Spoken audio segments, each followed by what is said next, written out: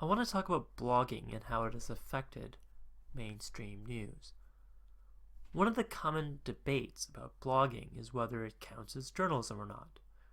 Websites such as the Huffington Post and 538 have rose to prominence, though they are often considered more as blogs than as journalism.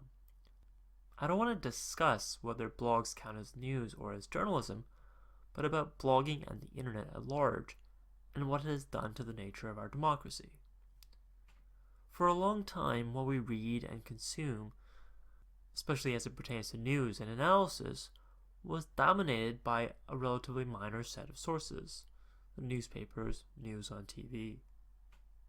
What came to us as viewers or readers was filtered. The newspaper editors would choose what to print, taking it as their job to decide what is newsworthy and what is not.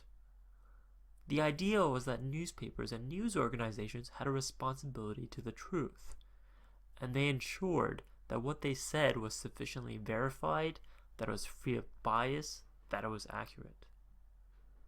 For the most part, they will not tell us what to think.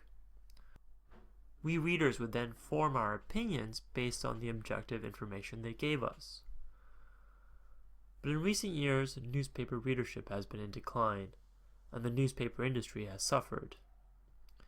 In 2009, the New York Times had to accept a loan from a wealthy businessman in order to maintain its business. The Boston Globe almost closed in 2009, but its workers agreed to deep concessions so the paper can continue to exist. The Washington Post was recently sold to Jeff Bezos, the CEO of Amazon, and here in Canada, the Globe and Mail had large staff reductions in January of this year. Many attribute this to the rise of the internet and to alternative media. Sad as it may be with respect to the venerable tradition of newspapers, the question we are interested in is whether this trend, or whatever has caused this trend, has, in overall, harmed or helped the public. How has the internet positively shaped our consumption of the news? For one, our news and information and analyses of information no longer come from a few rarefied and possibly biased sources. Now we have many sources. For another, it allows more and more people to participate in the creation of information and opinion themselves. Media has become arguably more democratic and more equal. Publishing and reaching a large audience once required the infrastructure of staff, fact-checkers, a printing press, delivery trucks, convenience stores that hold your newspapers, and so on.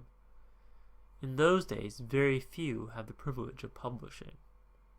But these days, with Tumblr and Facebook and Twitter and blogs, all publishing requires is the press of a button.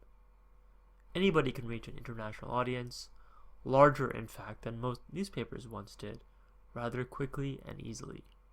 Of course, this doesn't mean that you will have a large audience, because they might not know about your blog, or they might not even read it, even if they did.